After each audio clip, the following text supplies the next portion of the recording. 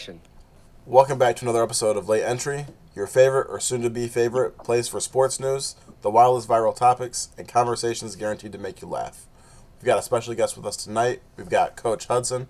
He is an AAU and high school basketball coach. United Pursuit for AAU, based out of Kazoo, Michigan, and Kalamazoo Central High School, Maroon Giants. Hell yeah. Fuck with us. Thank you for joining us tonight. We've got Baby Jokic. Hey everyone, I just live in Saline. Nothing crazy going on over here. Just stop by, say what up, fuck with me. We've got Kyle. I'm not about to tell y'all where I live, but don't talk with me. Everybody doxing themselves. All right, so tonight we shoot people at the door. Tonight we're not clipping this one. Tonight we're going to talk about some NBA basketball, some of Dante's coaching stories, and a little bit of stuff in between. But to start off with, LeBron James tweeted this morning that he was not going to be able to attend the MET Gala because of his knee injury. We're going to talk about how does that impact his legacy. I'm just kidding. We're not Skip Bayless. Hey, he said he's still sending his wife. So, I have so much So, honestly, I wasn't planning on talking about the Met Gala at all until I saw a story that was trending that it deserves our attention. So, Lisa from BLACKPINK, who I've just heard of for the first time today, it's like K-pop artist. I guess there was a video that came out of her a while back saying the N-word while she was rapping some songs. And so apparently there was no word from her since until today she popped out at the Met Gala wearing an outfit with Rosa Parks on it, especially on the fucking underwear. So she popped out Met Gala with Rosa Parks on her pussy. Dante, your thoughts on this?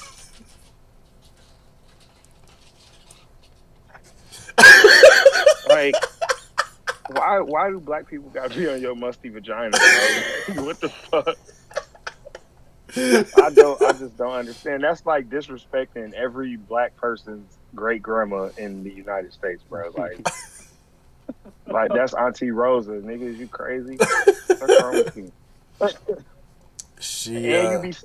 You be dropping N bombs, bro. Like, come on, dog. She need better friends. That's what she need better friends. Need better friends. Mm-hmm. She knew that Rosa Parks was famous for sitting, so she wanted to sit on Rosa Parks. Oh God.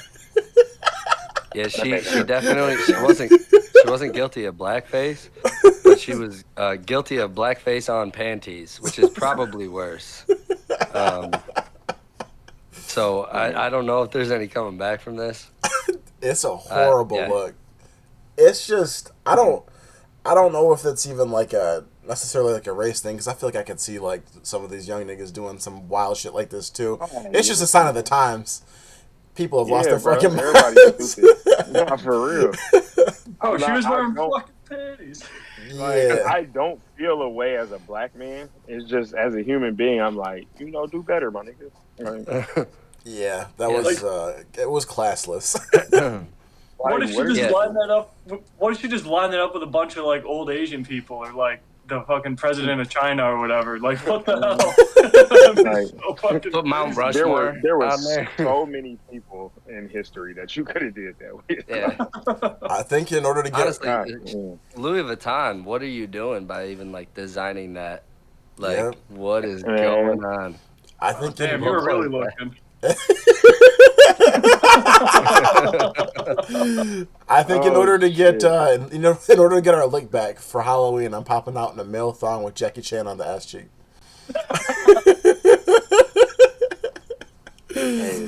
She's Korean. You got to go Kim Jong Un. Oh, okay, you're right. You're right. He's gonna get his ass shot. That's right. I'm in Chicago. You can't do that. All right, so let's get into some hoops. Knicks, they had a great comeback today, dog.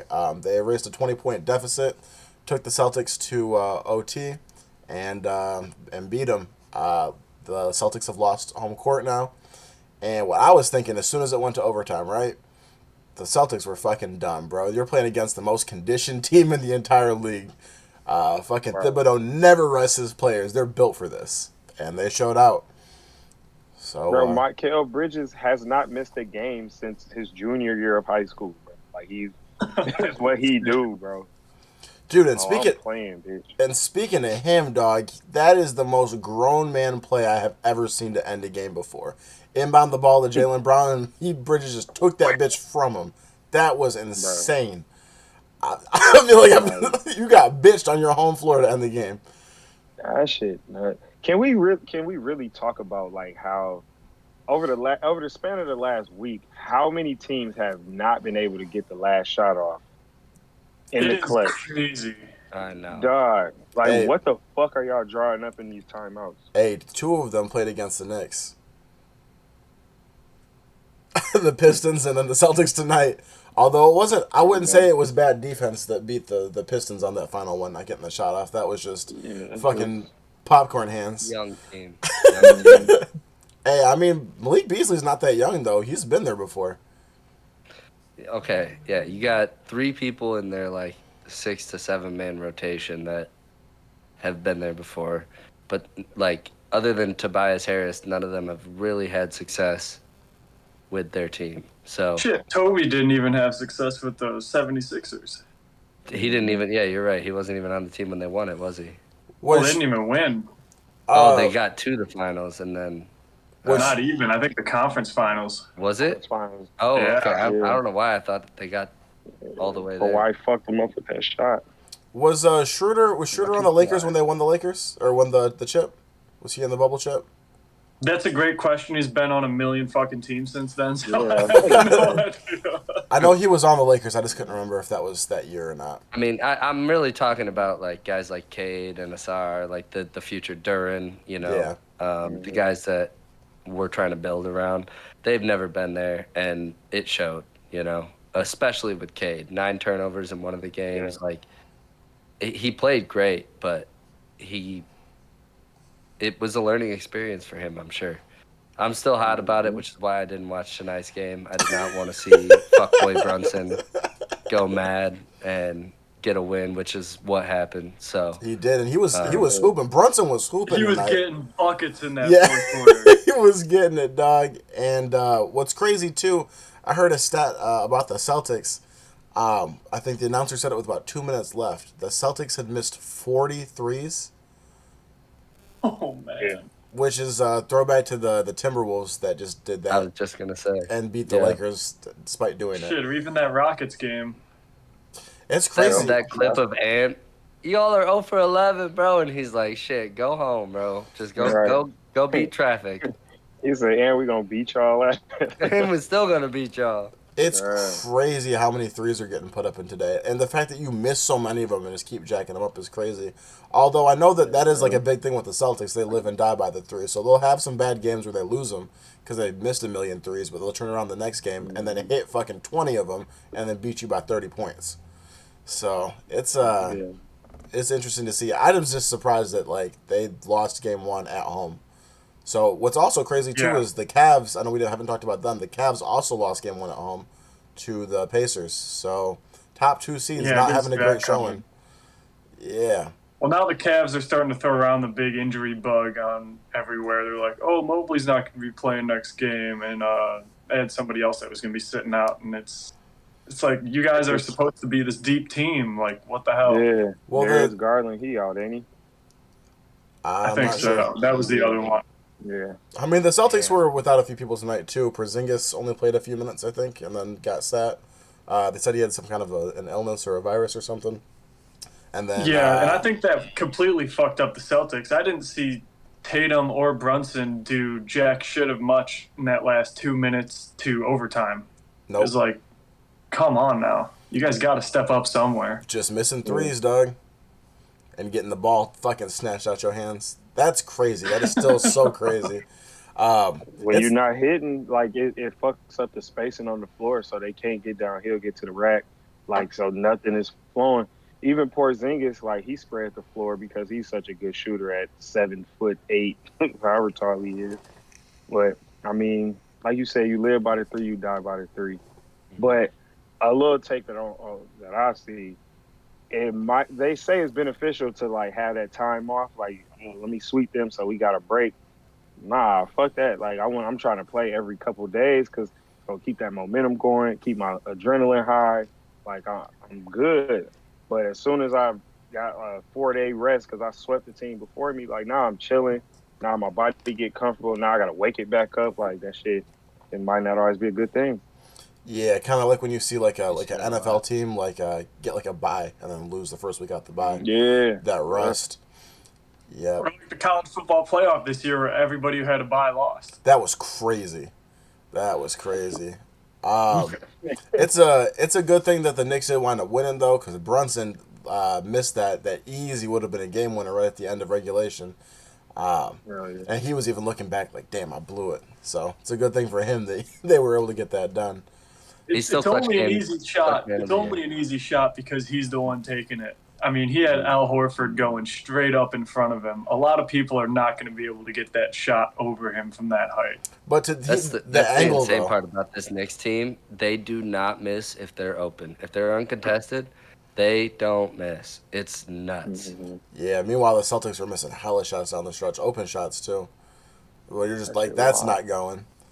Let's move on into the Clippers. So, Clippers wound up blowing it Game 7 against the Nuggets. Ass. I've got some Harden stats that I want to talk about in a second. But before I do that, I'm going to let you guys talk about this. But first, I want to say I feel bad for Ballmer, the owner. I forgot his first name. Steve Ballmer.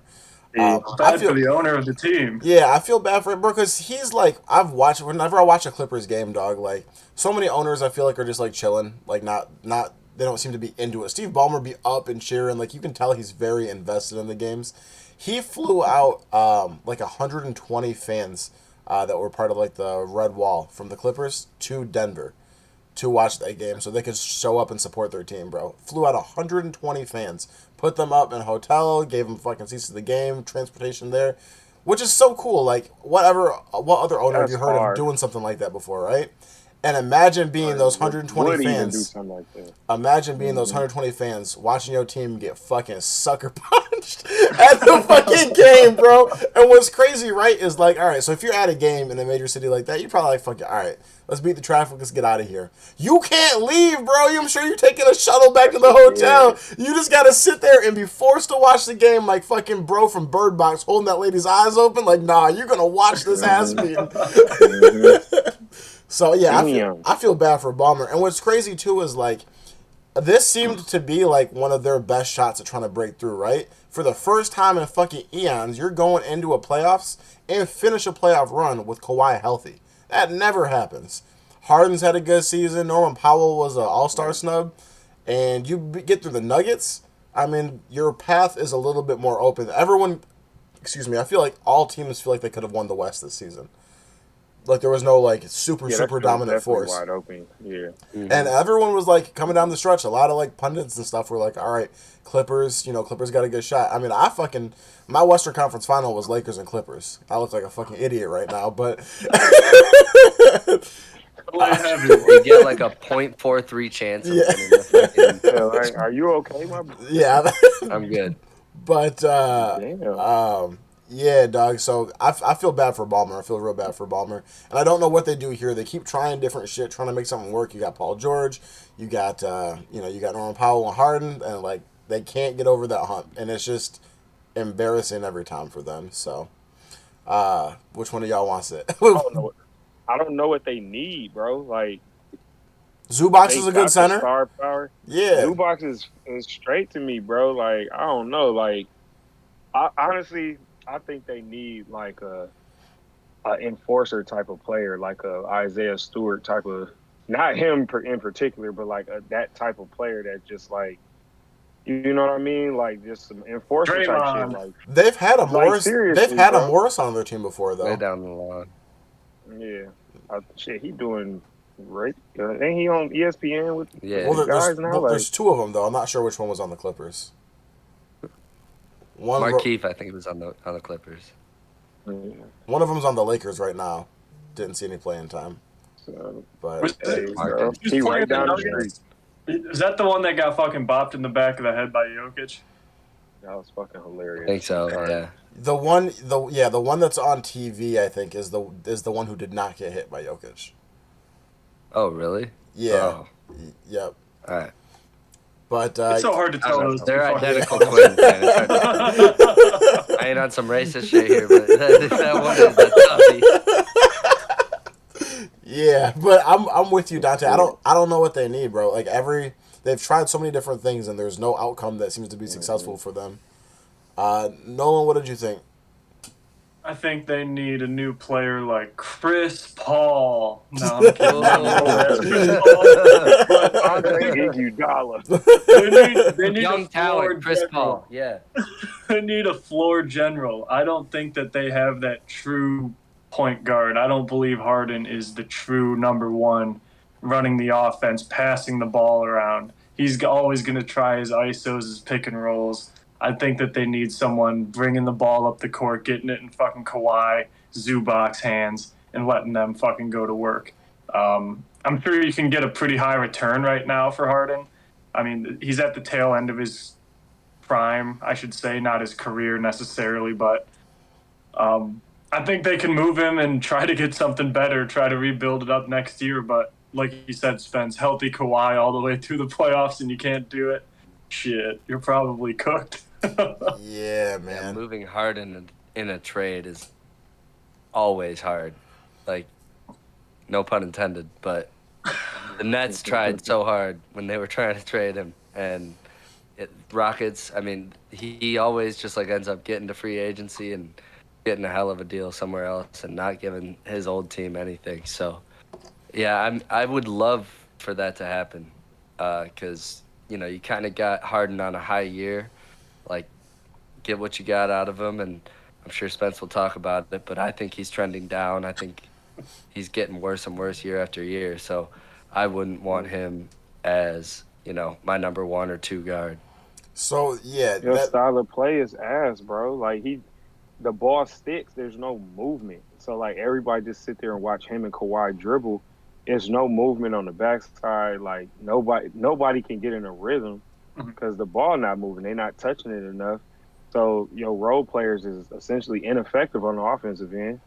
I'm just here to play defense, and that shit is ass.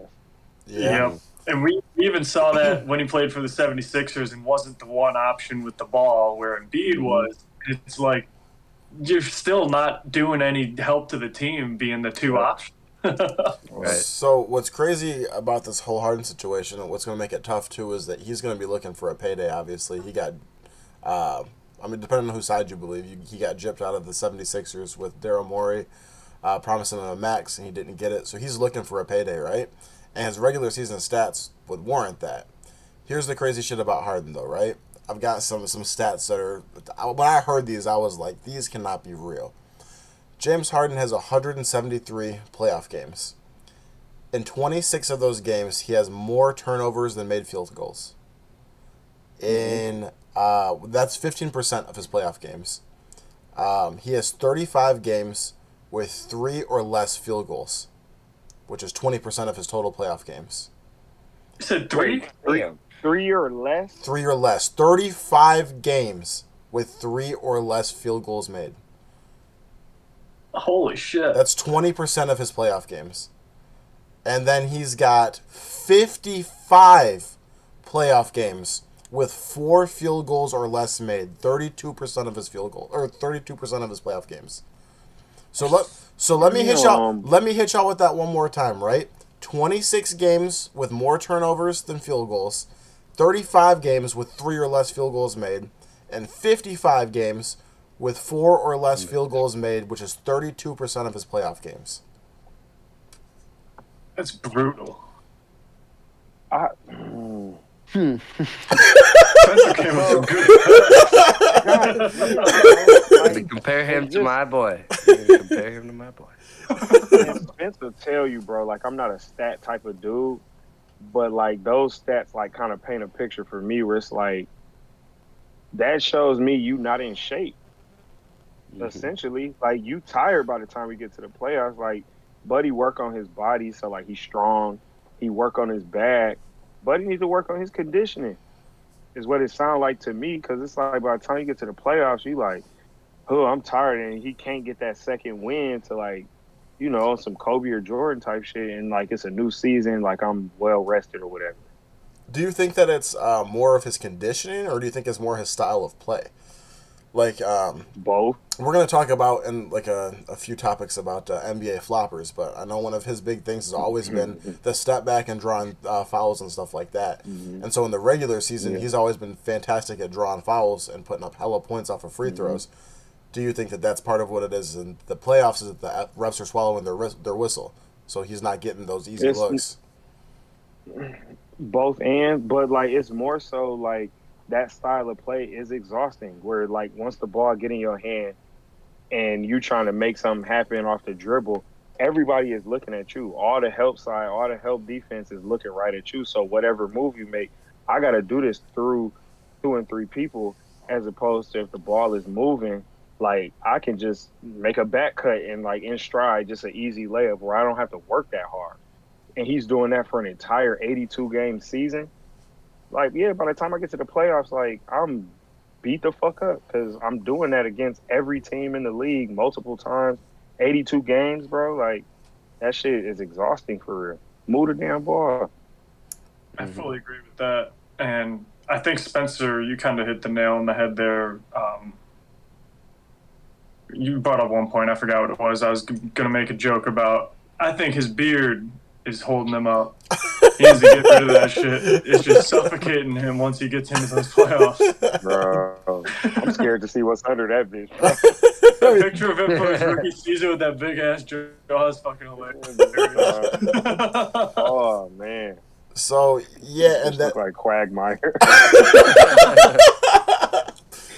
that's what I think is going to be tough as far as like any team making a decision on if they, like the Clippers keeping him and paying him, or a trade or free agency or whatever it is of keeping Harden. Is it's like, okay, so we're going to have a good regular season, we're going to make the playoffs, like he's going to ball out, but like routinely the collapse in the playoffs. And what's even crazier too is, I don't have these stats in front of me, but what I'd be curious to see is these like 32% of the 55 games of 4 free field goals or less. Like, are these game 6, game 7? Because you'll see he'll come out, play game 1, game 2, and he looks like James Harden. But every game we get further into the series, he shrinks and shrinks and shrinks more. And so it's like, it's almost, you could bet on it. Like, you know what I mean? Like, you could bet your life on it. Like, all right, game 6, James Harden, game 7, James Harden, like, ain't shit here for us. So you know that it's hard to build a team knowing that when it comes playoff time, the person that got you there is not going to help get you over the hump. Yeah, you don't want to build a team around that. It's not looking good. Add that plus the age. I'm scared for what's next for Harden. I really wanted to see him win a chip too, and you know there were some times, especially when he was with the Rockets, where he just looked like an insanely good player, especially offensively. And I really wanted to see him make a deep, like, you know, playoff run, like get to the finals. But if he gets to the finals, we might see the worst James Harden that's ever existed. Right, bro. He's gonna be out there with prosthetics. He's gonna be crawling over there. Dante, but to your point, the best shot he had at it was when Chris Paul was the PG. When he came back, when they took the Warriors to a game 7. Well, Chris Paul got hurt that game. Yep. Or Chris Paul, CP3. I said PG. But when he got hurt that game or whatever, that's fucked it up. But that was his best chance, when he had an actual point guard and he could play the 2 naturally. Like, yeah. Yep. Get the ball out of his damn hands. And that series ended with, I believe, him choking a 3-1 lead to the Warriors, right? Like, he lost 3 or 4 straight games that would have sent him to the finals. So, Dante, I'm gonna let you start this next one, bro. Your Warriors finally got that shit done. I thought they were gonna choke this bitch away. I thought that they really tried to blow that as best as they could, but they wound up getting it done. Tell us about it. I mean, they just inexperienced, bro. Like, you outside of their core that's been there for a minute, like Steph and Draymond and Kevon Looney. his sorry ass. They just inexperienced. They got a bunch of guys that have never been there for real. And I mean, you could say Jonathan Kuminga, but that motherfucker don't even be playing for whatever reason. You know, so I was watching something recently where Draymond was talking about like they constantly like teaching guys on the fly these last few years, like what their system is. Like when they was winning, if you can recall, like they had all the same players every year. So it's like they didn't have to teach their system. So it's like, I wouldn't say that's my team. It's just they play a good brand of basketball when everybody is on the same page and everybody know that system. And it just works for them. Like, but then you get teams like Boston that try to play that same system. Let's get up a bunch of threes, move the ball quickly to get some trade balls. It's like that shit ain't for everybody, bro. Yeah. But, I think, you know, I was happy for him. Like, it just showed, like, Houston is not as good as everybody say. They play solid defense, but they schemes be kind of like, I don't know if you got the pieces to play the way they try to play. I mean, I think Houston. I think Houston would have. I think Houston would have lost to every team in the West, other than maybe the Grizzlies. Oh yeah, Kyle, what were you gonna say? I was gonna say they played a really good regular season, but like the holes were there, and kind of a similar thing with the Pistons. Like they were kind of batting above their weight, and it kind of showed in the playoffs. You know, like they were not ready for a team like Golden State that had just a bunch of guys that had been in playoff basketball situations before, ready to fire at them and ready to buy into the scheme that their coach was giving them. And it's been years of, you know, the roots of that team is embedded in Steve Kerr's scheme. So it's easy for a guy like Jimmy to just jump in and make it, you know, flow. I was kind of surprised it went to 7, to be honest. I thought they were going to get it done in 5. Yep. Like Spencer said, they should have finished it up sooner. I think it's a little bit of growing pains with some of the new personnel, but yeah, we'll see. We'll see what happens with them. I would love to see them make a push. The Warriors or the Rockets? You definitely hit that on the head too. What was that, Spence? You're saying the Warriors make a push? Yeah, it would be kind of cool. Yeah. Okay. Nolan, what?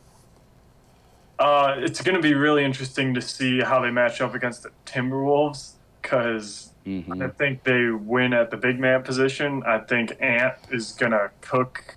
God, I couldn't even tell you who their shooting guard is right now. Podzmensky, is that his fucking name? Oh my God! Please trade this motherfucker this year, bro. Pod, bro. Get his ass the fuck out of there. He's been good, He's dog. like Alex Caruso at the 2 guard. Yeah, bro. Like he's not a smart player, bro. Like that. Like I feel like Golden State prides themselves on like having high IQ basketball players, and he's not that, bro. Like he can hoop, but it's like dumb shit. You bro, it's just too much dumb shit. Like too many turnovers and bad shots for me. You don't think that he was a big part of them getting by the Rockets? I do not know. Fuck no. Fuck out of there. I don't know, maybe I was watching it from the wrong lens. I was talking to, I'm not sure if it was Kyle or Nolan, one of the episodes we did, where I was saying I wish fucking Austin Reeves was playing like Podzimski. Like, because Reeves are really That might have strong. been one game. Yeah, bro. Like, Jalen that's Green why had a Lakers good lost, game. because of statements like that. All right, Austin Reeves ended up playing like him. He's like, you want to do it? He's like, you want to do a straight trade? Yeah, a little parent trap real quick. All right. Do you still have something else to say, Nolan? I was just going to say, I definitely think that Jimmy Butler is the piece that is going to have any type of say whether they move on or not. I don't think it matters how well Steph Curry's playing. I don't think it matters how well Draymond's playing. I don't think it matters how well anybody else on that floor is playing. I think if Jimmy Butler is not playing playoff Jimmy basketball, they're not going to fucking do shit. Oh, of course. I mean, they were dying before they got him in the trade. Like, Steph had Steph was like resigned to the fact that they were losing. It will be all up to Jimmy. It really will. Like it always has been.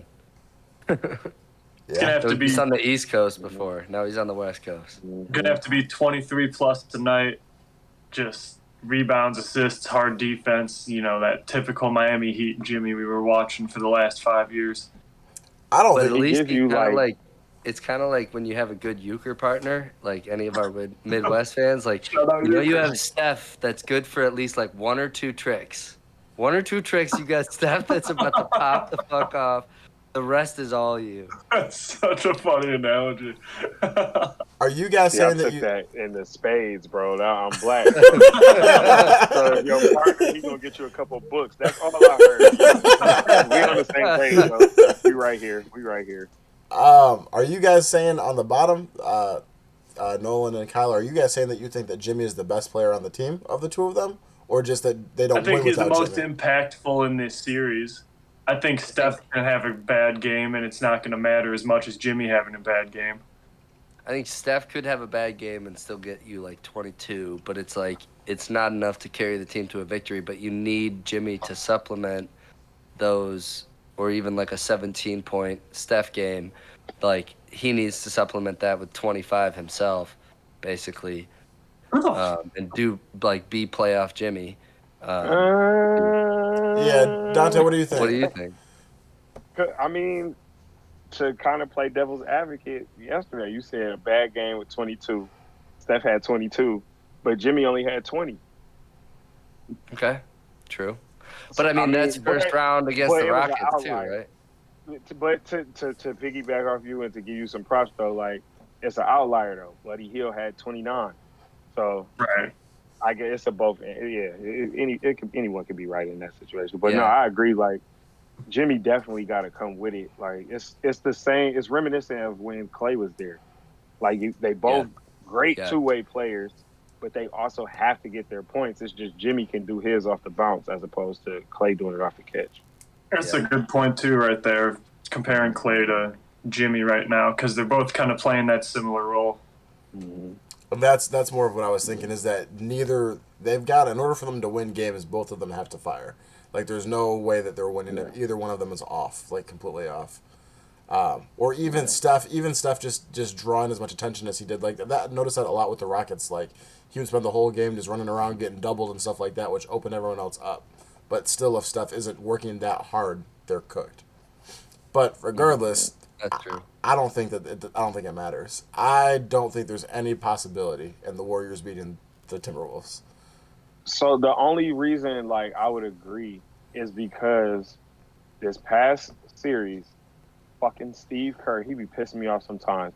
Why was you not playing Kuminga Trice playing for who? one? No, Trice, the big light skin. What's his name? It's like Trice something. I can't remember his fucking name. He got like three names. Him and Kuminga. You was playing post, which is cool, giving him that those reps or whatever. But if you already know you about to play Minnesota and they coming with Rudy Gobert, Julius Randle, Julius Randle, like you're gonna have to play bigger. Why not get your big man some reps now, right? Like even if it's just a couple minutes at a time, like they got to get reps so that when we play Minnesota and they got a three-headed monster in the backcourt, like or in the front court, like we got to do something. So now they about to go into this situation with no legs. Well, you can answer this for me as a coach. You kind of go through making decisions for personnel. I'm under the impression that kind of your rotations are based off of matchup by matchup. So like you might play small against the Rockets, but then play bigger against the Timberwolves. Is that not how you look at it? I wouldn't play small against the Rockets. I mean, yeah, like personnel's like schemes and counters and stuff like that. But I wouldn't have played as small against the Rockets. Steven Adams is a fucking monster. Like he's strong as shit. Sengun, he play big. Like he can move better than most bigs, but he's a big man. Like, yeah, Draymond can do that, but why work Draymond that hard when you got this young talent that's bigger than him? Like Kevon Looney don't move that well no more. He can coach them up, right, and help them figure that out or whatever. But like they gotta get reps, and I feel like Steve Kirby missing the ball on that so often, where he don't play the young guys and give them reps to like learn the system on both sides of the floor.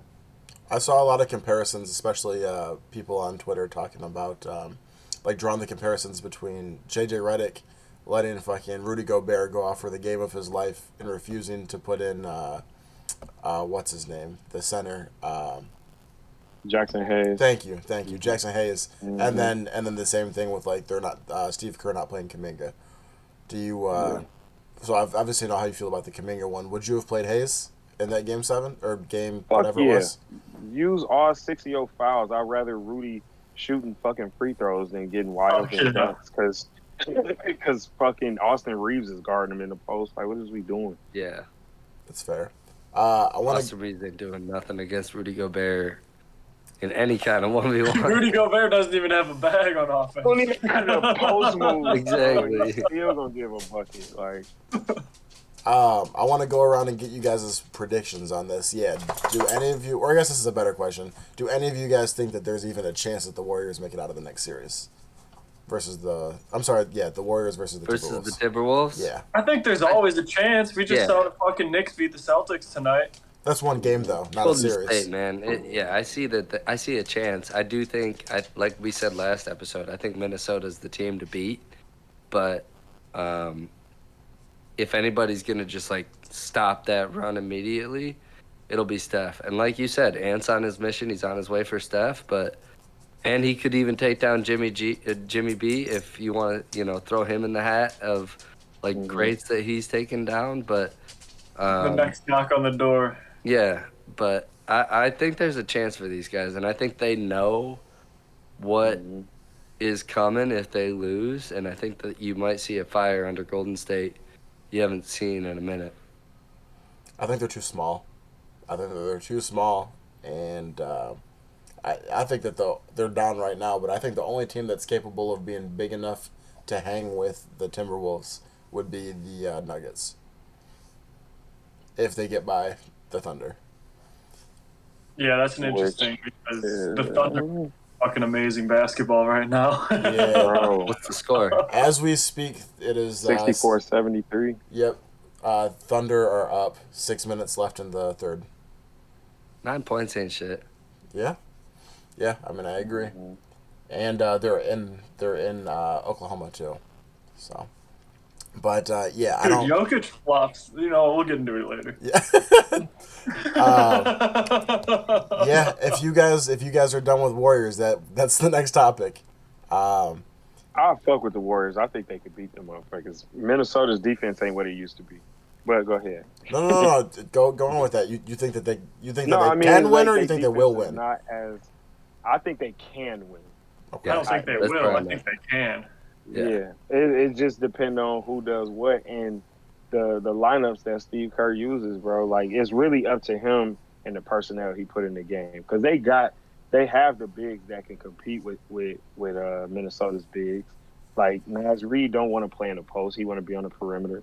Julius Randle want to be in the mid range. The only one that want to be down low is Rudy Gobert, and he don't even have no moves. I honestly don't know what he does in the postseason, in the off season or whatever. I was like, the fuck was you blocking shots? Like, literally. But I mean, can none of them guard Steph? Jimmy Butler can do a solid job against Ant. Like, I ain't saying he gonna stop him by no means, but he can slow him down. Like, it's honestly a pretty even matchup if Steve Kerr plays the right people. That's really what it boiled down to for me. So what you would put on like Draymond on Ant and put Jimmy on Jaden McDaniels? No. I'm putting Draymond on like Julius Randle or Naz Reid. So who's guarding Jaden? Jaden McDaniels, Moses Moody, Jonathan Kuminga. Like, you got pieces, right? But it's just if he gonna use them or not. That's fair. Should throw Buddy Hield on him. Buddy Hield, that's another one. Like Buddy's still like 6'5". Like, he's a big body. Jaden McDaniels is long. Yeah, he's strong. He can move. Speaking of Buddy Hield, real quick, and we was talking about stats. I've seen a stat. I don't know how true this is, but they said like Buddy Hield just off catch and shoot, he like 75+%. Mm-hmm. But when he take a dribble, he drops like 14%. Oh, No shit. I was like, what the fuck? But then Jimmy Butler last week was like, stop fucking dribbling. I hate it. And I was like, Yeah. Don't He fucking said, dribble. Jimmy. That's He crazy. said, stop, buddy. Stop fucking dribbling. That was so funny, dude. That was crazy. That's crazy to call your my teammate God. out like that. Man, hey, they funny as hell though, bro. Them two together is hilarious. But the one Buddy Hield stat that I heard was that when he does the catch and chew, it's always one bite. Yeah. Yeah. It's always one bite.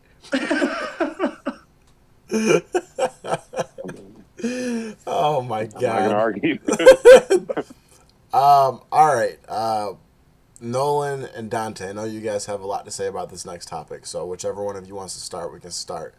But NBA floppers, this is the time to get this shit off your chest about let him start. He already turned red. This is your time to get this shit off your chest about who you think the worst floppers are in the NBA.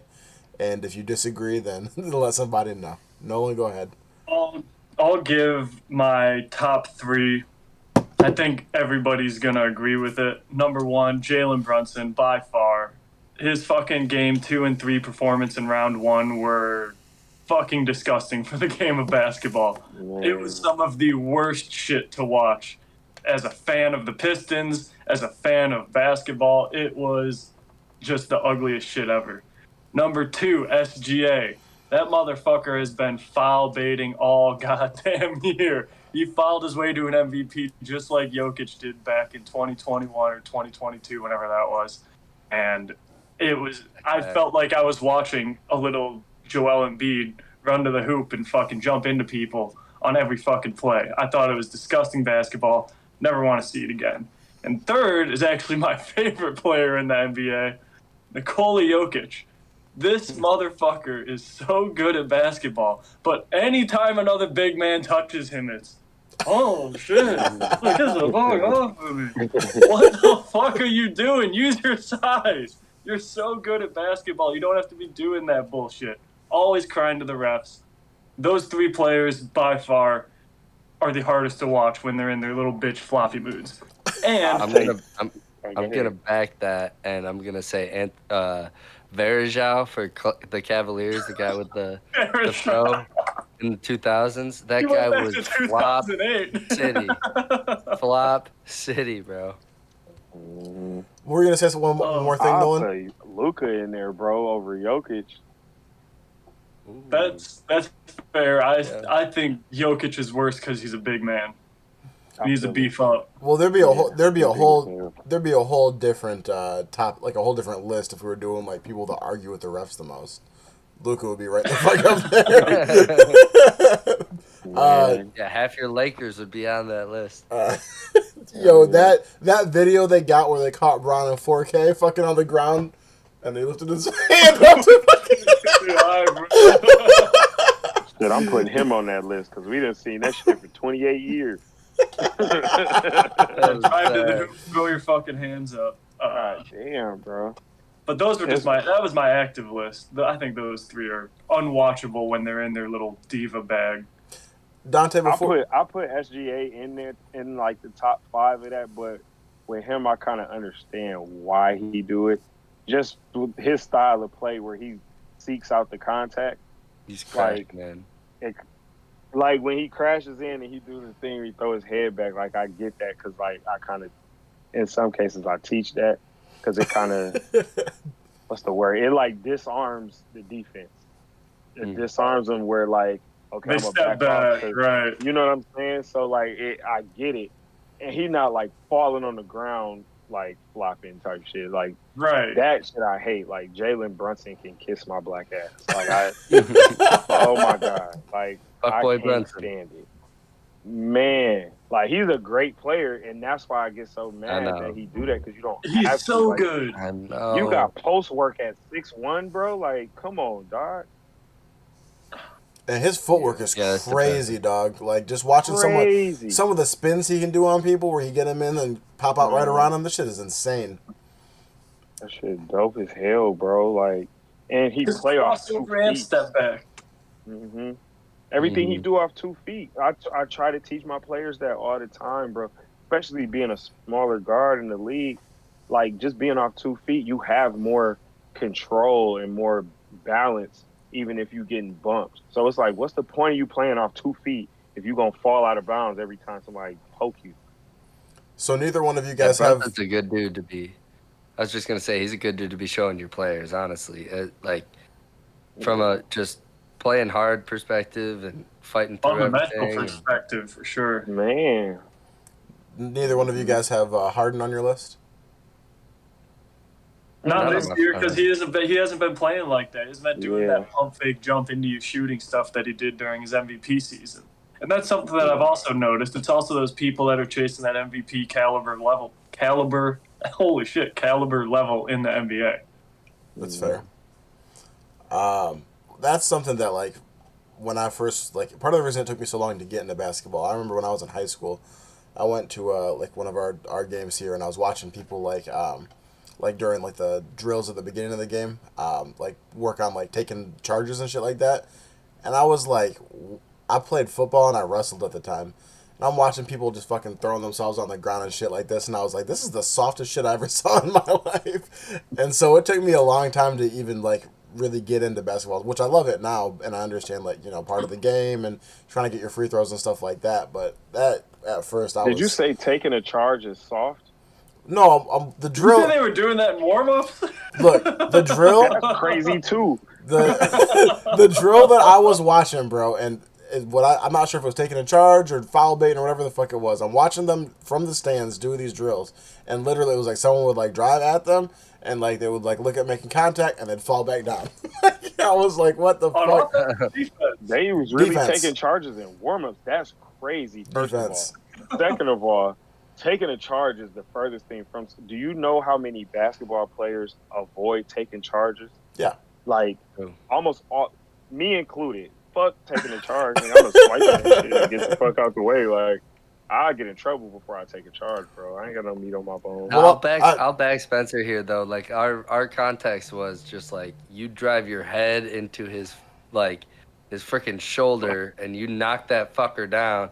Like like combat sport is so different. And if he had no context to basketball, like I played basketball when I was young, but like not having the context of what's going on, you think like, oh, he touches you barely and you just fall backwards. Like you don't fucking try to like slap him in the fucking hip and freaking, you know, just like turn him over or flip him. Like, I don't know. Like, that's exactly. I get what you're saying. That's exactly what it was. I had no context. I had no context of basketball, dog. I didn't like watch it growing up or anything like that. So yeah, I went to this game and I'm watching people like pretend to fall on the ground.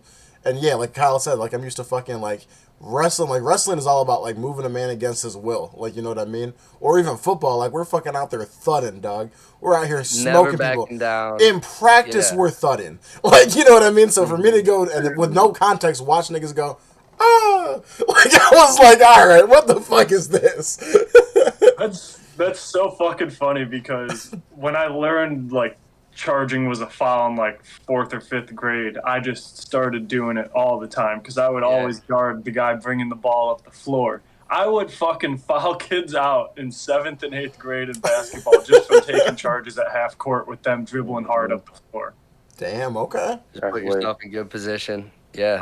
I had people come up to me at the bar in college and say, you were a fucking bitch to play a middle school. You were always just standing at half court and I'd run your ass over. Baby Jokic, dude. Baby Jokic. Gotta get you a spot on any team. Bro, I got a kid.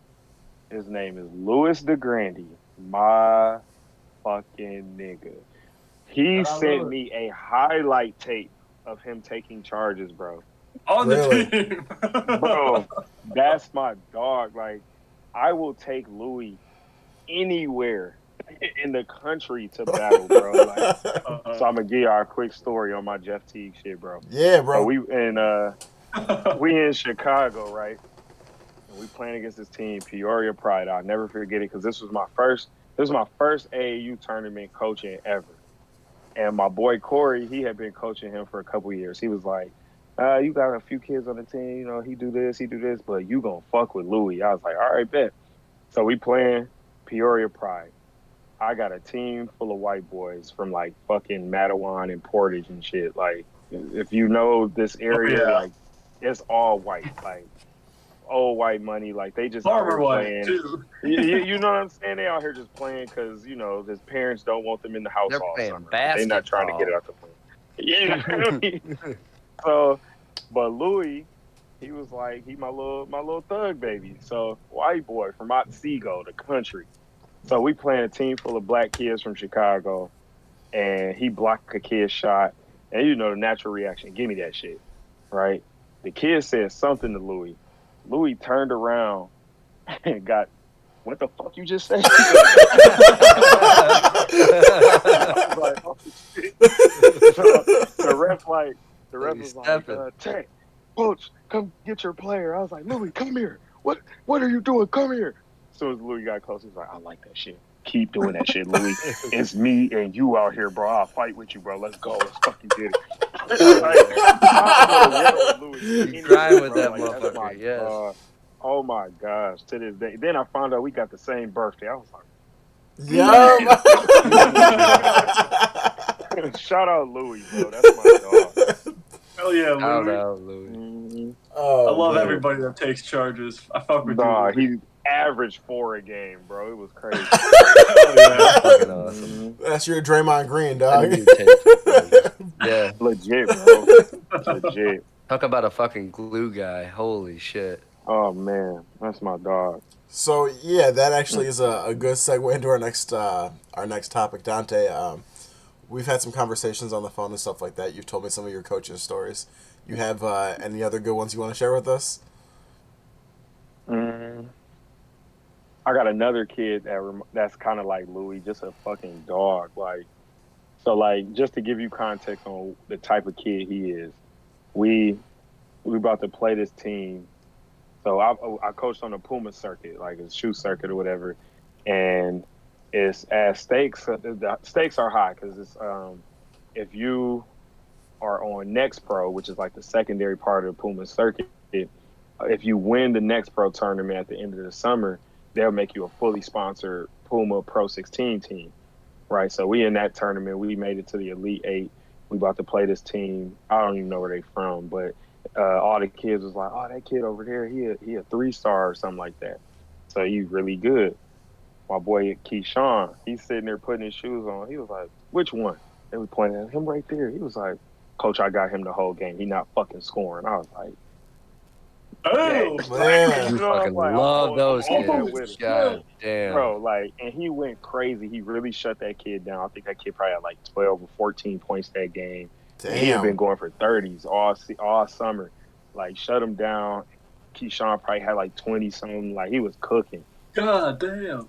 So I already knew, like, what type of player he was because it was, like, our second tournament of the summer. It was a kid that played on another team that was out of Michigan. Like, it's a national circuit, but just so happened we played a team out of Michigan. Him and this kid on the court, like, they talking shit the whole game. I'm like, damn, like, they really going at it. Whatever, they compete. So after the game, we get to the hotel, and I'll run to the store. It's like 10 at night. I'm coming back to the hotel. He just outside, just mad. I'm like, bro, what's wrong with you? He was like, Coach, I'm about to beat this nigga ass. Like, what are you talking about, bro? What are you on? So, like, 3 kids from that team we had just played, they come over. They was like, hey, Coach, like, you know, we just gonna let them get their ones real quick, 30 seconds, then we gonna break it up. I'm like, what the fuck are y'all talking about? I'm trying to get my best Steve Harvey, like, Steve's like, man, we trying to get it out the mud, bro. We trying to get a scholarship. We trying to, you know, like, y'all out here trying to fight. We trying to get out the hood so we ain't got to do shit like that. They like, Coach, I feel you, but, like, this shit bigger than basketball, bro. We got to let them get their ones real quick. Oh, my God. So, while I'm saying this, while I'm going straight Dr. Phil mode, like, they just eyeing each other, like, dude say to my boy Keyshawn, bro, say something else. I'm going in your shit. Keyshawn look at him. Bitch. It was over, bro. It was nothing I could do, dog. They got him scrapping. Keyshawn get the tag in his ass. Dude pick Keyshawn up, slam him. But Keyshawn, like, holding on to him so his buddy can't get no punches in. So then Keyshawn flip him. He, I'm like, oh shit. So then, what happened? Then like one of the other kids like break it up at the 30-second mark, hold him. Then another kid break him up. So then after that, everybody just go their separate ways. They was like, all right, cool. All right, y'all, what time y'all play tomorrow? All right, bet. Yeah, I'll see y'all up there, bro. All right, cool. I'm like, what the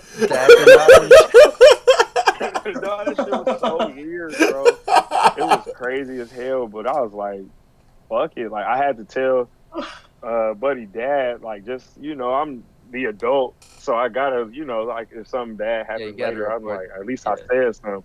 You know what I'm saying? So, hey man, he got in a fight, but he wasn't actually fighting him. He was just punching him. I was like, he won. I mean, you should be proud. Yeah, he won. No one got hospitalized. We're chilling. Hey, low key, that's kind of some honorable shit though. With these young niggas nowadays, bro. Nobody pulled out a knife, a gun, and niggas just squared up for the one time and went the separate ways. That's honorable. That was it, bro. That's respectful. Ethical fights. That was it, ethical fights, dog. Ethical fights. Yep. Oh, now man. My boy, he finna go to college and hoop. Like he different, bro. He got a different mindset with this shit. Like I'm gonna miss coaching him for sure. Yeah, I bet that's probably difficult. You spend so much time with somebody and then they wind up going on their way, and it's like, damn. But that's cool that you get to see like where these people go afterwards. Oh, most definitely. I just had a kid, 2 kids in the past week. They both signed. One, he going the JUCO route. The other one, he's going to play NAIA, so like D3 ball. Hell yeah. I got a couple kids going D2. I got one going D1. So yeah, bro, it's cool. It's dope as fuck for real. You get and it's to just like keep going too. Like it keeps refreshing with new kids that you get to keep. Every single year. man. That's awesome. Yeah. So it's dope as hell, bro. So what we do, we follow our kids all the way through. As far as AAU goes, we follow them all the way through their high school AAU stuff, and then once they're done, then we start all over. So now I got the 9th graders. So just trying to build some chemistry with them. So we do it 3 years again. I got one kid on my team. This motherfucker can East Bay, like between the legs dunk. I'm like, ooh. In the 9th grade, bro. Like he's 15. That shit is wild. That's nuts. Yeah. How tall I got is he? some projects. Like I was barely touching that. he like 4. You said what? Man. He like 6'4". Woo! Damn. I'd be looking up at him. Yeah, my dog. Man. You have wow. You got any other crazy stories that you're comfortable sharing on the pod? I got some stories for me. Yeah, fuck it. Let's go. So this is the closest I ever been to like being in the NBA. All right, so 8th grade. So all right, bring it back to like the middle school season. So we was the best middle school team in this area, right? And our coach, he was cool with I think it was his brother or like his cousin or something. Was like he was the man in like Zanesville, Ohio.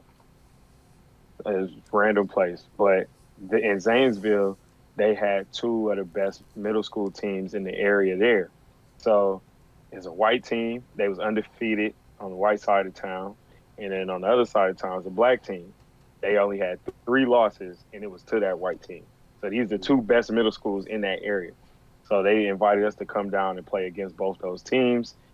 Set us off for the whole weekend, like had stuff for us to do and everything. Went down there, beat the fuck out of both them teams.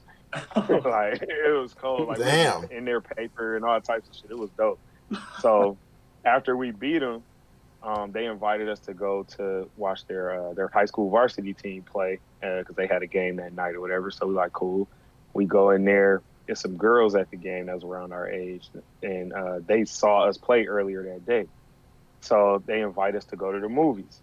We're like, we'll ask our coach and see. God rest his soul, Steve Dunning, my dog, taught me the X's and O's. He let us go. Hey, man, bro. So that shit was lit. Like we all had a little girl or whatever. It was dope.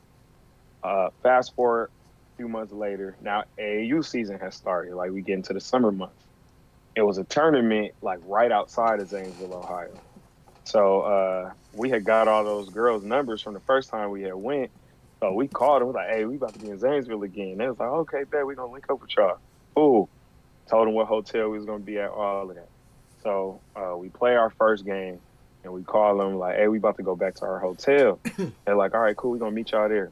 Bro, when we pull up to our hotel, there was 6 or 7 cars full of girls waiting for us at the hotel. I'm talking, it was like 40 ninth grade girls, 9th, 10th grade girls. We in the 8th grade, bro. Who was driving them? I don't fucking care. Bro, you're 13. You give a fuck? Man, we was so turned, bro. We like, oh shit. Our coach was on that. He wasn't going that day. Everybody, get the fuck in the hotel right now. Y'all leave. Go home. I'm like, nah, coach. Like, we just gonna get in trouble, bro.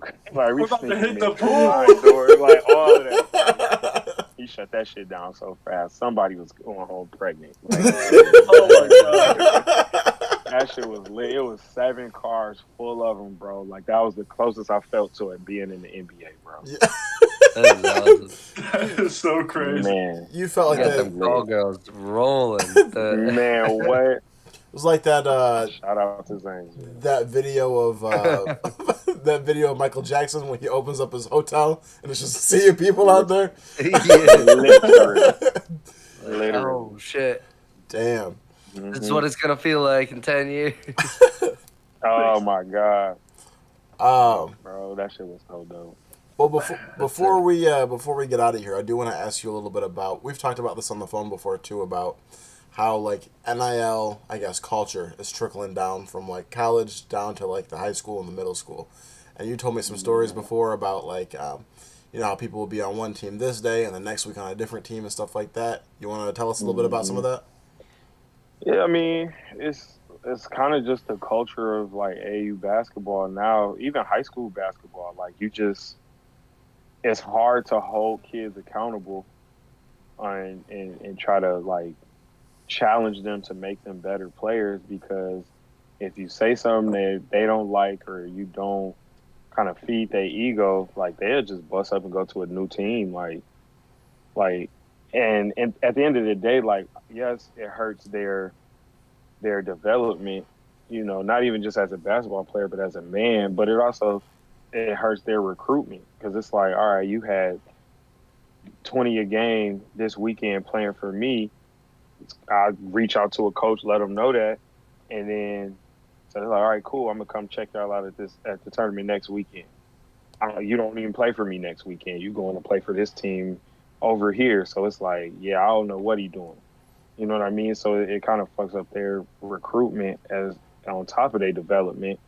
Because it's like, you a man at the end of the day, so like you got to be able to take criticism, bro. Like, especially like my black and brown players, like it go double for you. You know what I mean? So it's like just trying to teach them life lessons and stuff through the game of ball, bro. Like that's really what it boiled down to. And it's like I hope so too. So like the love of the game is there. I'm gonna teach you, you know, the game, but I'm gonna give you some game along the way too.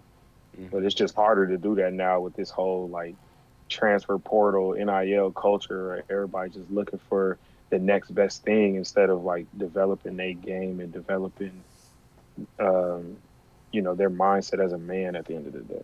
Like shit, they're even going high school to high school every year. Literally, bro. Yeah, no, my dad even looked like he said something to me when I was in college about like I should have put you through the Dakota wrestling program. You would have, you know, the things you would have learned there versus where you were. And I'm like, dude, there's something to be said for like the relationships I built and like the drill partners that I had. Like that got me a long way too, you know? Like, so don't kick yourself because I didn't get to my end goal, you know? Like it is what it is at the end of the day, you know? And I think parents like to that point, like my dad kicks himself for it. Like parents kick themselves if they don't do it. So they go and they're just like, oh, I got to put them in the next best thing. I got to get them to the next best school. This coach is really renowned and I can afford it. So fuck it, you know, but at the same time, you got to go where your kid wants and where he's flourishing, and with a good coach, like I'm sure you are to certain kids that probably end up somewhere else, you know? Yeah. I think it's something to be said for like the grind too of like, just sticking it out of, from maybe you're not starting and it's like, all right, well, this person's better than me, so then instead of just leaving to go start somewhere else, getting to be where this person is at so you can overtake them. Right. Stuff like that. Right. Does it make you guys like in high school or like in AAU and stuff like that? Does it make it almost like a hard line for you guys to like feel like you can't coach someone too hard that's like a star because they'll leave, or is it like you're just gonna do it your way and hope that someone's smart enough to understand it? Yeah, I don't give no fuck. If I can't like coach you, bro, then I don't really want you anyway. Like, Right. I'm gonna be hard on you. But I feel like the difference with me and really everybody on our staff, bro, we do it with love. Like, I built that relationship with you first off the court. So now when I'm on the court, you know where I'm coming from. Like, coach must be yelling at me because I'm really fucking up because I know he fuck with me. That's you know right. what I mean? But if I do have a player that leave, then it's like, I mean, I wish you the best of luck, bro. Like, because at the end of the day, you a kid. Like, you gonna make a childlike decision. But I can't change who I am and the way I coach for your ego, bro. Like, it just don't work like that. Have you ever had a player try to fight you?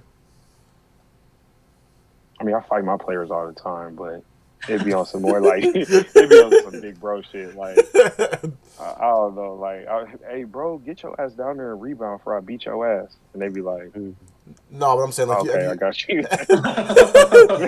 have you ever They like, gotta look at me like, is he for real? have you ever like coached someone hard and then turn around and like want to like square up though?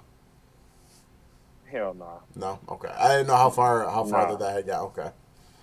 Hell yeah. Nah, but because I mean, like I said, like I built that relationship with them first, and I don't just go through them. I built that relationship with their parents, where even their parents be like, I fuck with you heavy because of the way you coach my son. Like, and right now I'm at an interesting age because a lot of the kids that I coach, not a lot, but there's a lot of people that I coach where I grew up with their parents, or like I know their parents because they're just a few years older than me, so they know who I am as a person. So they like, oh, Dante, get on my son's ass because he be on bullshit. Like, so now like that village model is like real when it comes to like not just coaching these kids, but like helping raise them.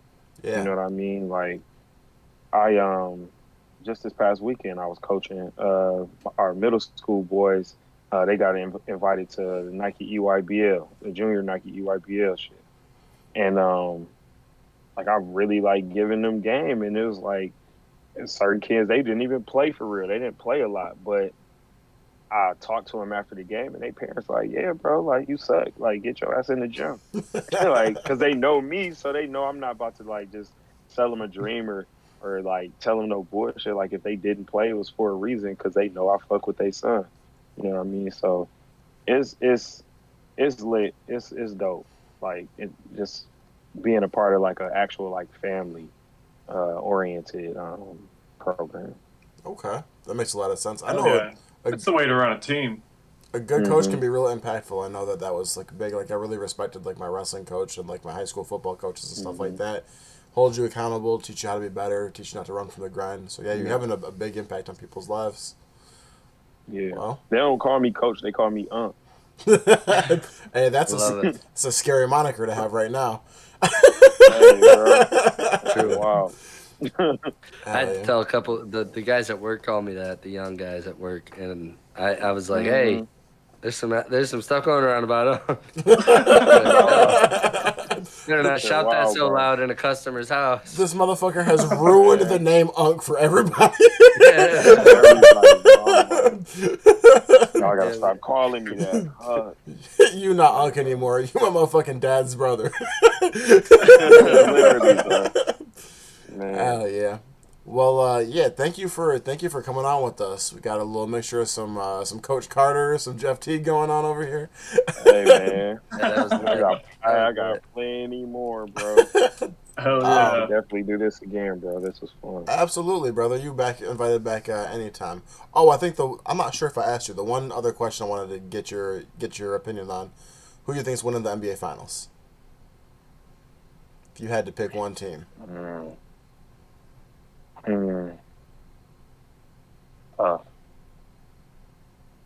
I want to say Boston. Mm. I want to say Boston. Even with this loss to the Knicks today, like that was just a wake up call for them. Because now I look at basketball through a different lens. I respect the fuck out of Coach Mazzulla, bro. Like he is cold, bro. Like I feel like he coached a lot like me, not in regards to like the X's and O's, but just like how he communicate with his players and how he can like reach them where they actually hear him. Mm-hmm. Like, but then you add in that X's and O's, but like, bro is so goddamn smart when it comes to basketball, bro. His schemes and counters and stuff, like. So I can't ever like count him out, regardless of their wins and losses and stuff. But then OKC is up and coming. I feel like OKC can make it to the finals. They just not gonna win it just because of their lack of experience. So you thinking Celtics over Thunder in the finals? Yeah. Okay. Yep. Yeah. Hell yeah. I'm sticking with my original answer, Celtics as well. Mm-hmm. They look like the ones to beat tonight's loss aside. Yeah. Kyle, a lot of win. Kyle, you got one? I mean, yeah. If the Knicks can find a way past the Celtics, like look the fuck out at that point. Like I don't know who could beat them, regardless of their holes. If those starters are playing that well for the next 4 series, I know that's almost impossible, but yeah, basically if they don't beat the Celtics, yeah, I say Celtics or Thunder. Okay. Got Celtics over the Timberwolves. If the Warriors win it all, Steph over LeBron. All right, y'all. Have a good night. Steph the GOAT. Yeah, we'll have to. Steph won the LeBron area if he win one more. Bro. Oh my If he God. does, I mean, shit. We'll might have some conversations there, Spence. Yeah, we'll have to. There are going to be conversations, and I'm a part of that episode. We'll have to make sure you hop back on when we do the LeBron GOAT talks. Yeah, well, thank you very much for joining us. Yeah, obviously you're welcome back anytime. If you are in Kalamazoo area, Michigan, and you're looking for a coach for your kids, Coach Hudson right here, he's got it. Yes, sir. Hell yeah. But yeah, neighborhood player.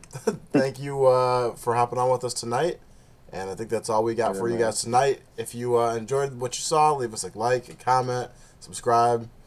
Yeah, and thank you again, Dante. We'll catch you guys next time. Peace.